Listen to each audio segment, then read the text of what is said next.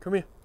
Alors voilà mon pote Buddy l'écureuil, aujourd'hui on va faire une peinture de lui, ça va être assez sympa, ça fait un petit moment que je voulais faire ça, donc on va sortir nos pinceaux et puis commencer. En fait on l'avait trouvé au Canada, à Ottawa, quand il était tout bébé au bord de la route, tout apeuré, avec les yeux encore fermés, il était vraiment tout petit, et petit à petit on l'a sauvé, on lui a donné à manger, puis petit à petit on est devenu un petit peu ses parents, et là maintenant il habite dehors, mais voilà, ça faisait longtemps que je voulais faire une peinture à l'huile de mon petit écureuil, donc aujourd'hui on va faire que la première couche, donc ça va être assez simple, et je vais expliquer, comme d'habitude, tout ce qu'il faut savoir pour réussir à faire la même chose tranquillement. On va faire cette peinture à l'huile qui est une première couche assez cool et plus tard dans d'autres vidéos on poussera le rendu et j'expliquerai tout le reste avec les glacis etc.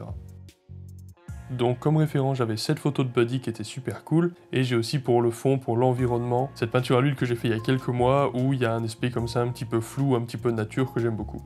Donc pour les couleurs, bleu outre-mer, terre brûlée, blanc de titane, rouge cadmium moyen, jaune cadmium moyen, et puis pour le médium je vais utiliser du liquin pour avoir une cicativité super rapide, solide, et puis c'est sympa comme médium. Donc aujourd'hui, dans la technique employée, je vais utiliser de la peinture opaque uniquement, avec des pinceaux en soie de porc, c'est du synthétique mais ça imite le soie de porc, et on va faire un truc tout à fait classique pour une première couche, ça s'appelle la demi-pâte. Ça veut dire que c'est une pâte qui va recouvrir à 100% et en même temps être fluide et sans relief. Donc c'est un équilibre que toi tu dois trouver en mélangeant ta peinture et ton médium pour avoir quelque chose qui soit d'une texture facilement travaillable et en même temps que ça couvre à 100%. Et sur cette demi-pâte après on construira des glacis et des reliefs à certains endroits. Donc en général, le premier truc à faire quand tu peins un sujet bien précis comme ça, là il y a un écureuil, c'est clair et net que c'est ça le vif de ma peinture, eh bien je vais d'abord faire le contexte dans lequel mon ami l'écureuil se place. Donc je vais d'abord faire le fond, et pour ce faire avec un gros pinceau carré, je vais badigeonner de la peinture un petit peu comme un sauvage. Je vais donc faire en sorte que mes mouvements comportent vraiment de l'aléa, il va y avoir du verdâtre, il va y avoir du rougeâtre, c'est des couleurs complémentaires, et en même temps c'est des couleurs très naturelles qui vont mettre en valeur mon ami l'écureuil au milieu. Une fois que j'ai badigeonné tout ça un peu comme un sale, je vais adoucir le tout avec un gros pompon, mais je garde en tête que tout ça, en fait, va pas nécessairement être éternel, il va y avoir des changements, c'est de l'improvisation pure, la seule chose qui est vraiment calculée là-dedans, c'est l'écureuil, et ce qui m'intéresse là-dedans, en fait, pour le moment, c'est de faire des variations de température et de valeur légères sur le fond. Je sais que mon écureuil va être très foncé, très puissant, et donc je veux que ce fond-là contraste vraiment avec le sujet principal qui est l'écureuil. Donc c'est la raison pour laquelle je le fais très clair, puisque mon écureuil est noir. Si c'était un écureuil blanc, ou on va dire du moins un éclairage qui lui permettait d'être blanc, peut-être je ferais l'inverse, peut-être que je ferais un fond très foncé pour, encore une fois, avoir un contraste vraiment puissant avec mon sujet.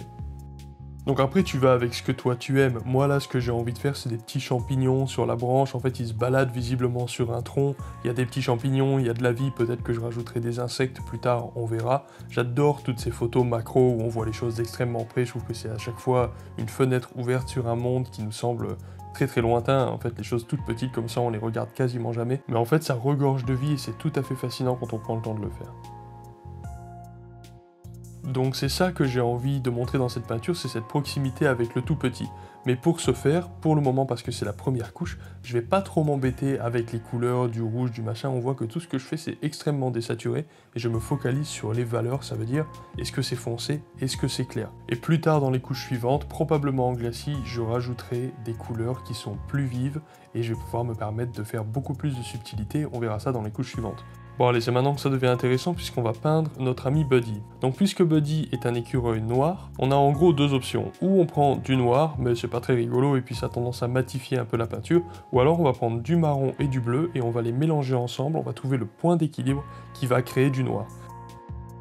Donc l'avantage d'utiliser ce mélange de couleurs à la place d'utiliser un tube de noir, c'est que tu vas aussi pouvoir gérer tes températures avec. Ça veut dire que si tu veux un tout petit peu plus de froid, tu vas aller un peu plus vers le bleu, un petit peu plus de chaud, tu vas aller un peu plus vers le marron, donc ça te permet de faire tout ton noir et blanc, toutes tes valeurs, et en même temps de gérer tes températures, et on voit d'ailleurs certaines de ces variations dans la queue de Buddy là, avec certaines zones qui sont un petit peu plus chaudes que d'autres, alors que si j'avais fait du noir et du blanc, d'abord j'aurais pas pu avoir toutes ces variations, et en plus même la température de ce noir dépendrait du contexte dans lequel il est, ça veut dire que un noir placé à côté de orange va forcément paraître froid, et un noir placé à côté du bleu va paraître chaud, alors que là je peux vraiment gérer mes températures dans le contexte à l'intérieur de ma peinture. Sachant ça, ce que je fais dans un premier temps, c'est placer les zones de noir là où je les vois tout simplement sur ma photo, là c'est assez facile puisque je recopie quelque chose.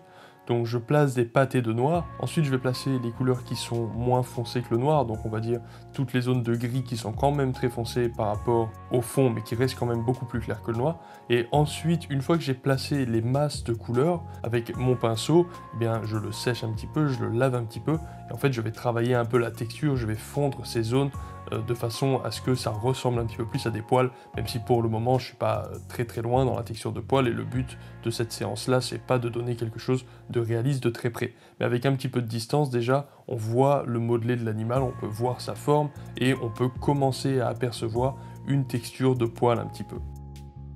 Un truc super cool que tu peux t'amuser à faire, c'est de tourner ta peinture en noir et blanc. Donc là, qu'est-ce que ça nous dit quand on voit Buddy en noir et blanc? D'abord, ça nous dit que c'est cool, on le reconnaît bien, il ressort bien du fond, donc ça c'est plutôt une bonne chose. Par contre, ça nous dit que la branche sur laquelle il est posé est beaucoup trop claire. Voilà, il y a un problème ici, c'est impossible que dans la vraie vie, cette branche soit aussi claire que ça par rapport à lui, même si elle était d'une couleur claire, à un moment donné, le jeu de lumière qui va se jouer dessus devrait apparaître dans les valeurs. Donc ça c'est des trucs qu'on voit pas forcément quand on peint en couleur, et quand on switch la peinture en noir et blanc, il y a des choses qui apparaissent, en fait intuitivement on se rend compte effectivement qu'il y a quelque chose qui tourne pas rond. Donc ça c'est assez cool. Pour la fin je vais adoucir un petit peu les frontières avec le fond, je vais aussi placer la zone de blanc dans l'œil, je vais placer toutes les zones les plus claires, c'est-à-dire les pattes aussi qui sont légèrement plus rosâtres, retravailler légèrement mes textures, mais ce sera tout pour cette séance, je pense que ça suffit. Il y aurait sans doute moyen de faire un truc beaucoup plus poussé en une seule séance, mais bon, moi j'aime bien travailler par couche, donc on verra la prochaine couche au prochain épisode, et puis en attendant, partagez un peu avec vos potes, c'est cool si vous me filez un petit coup de main pour développer mon affaire, et puis à la prochaine, ciao.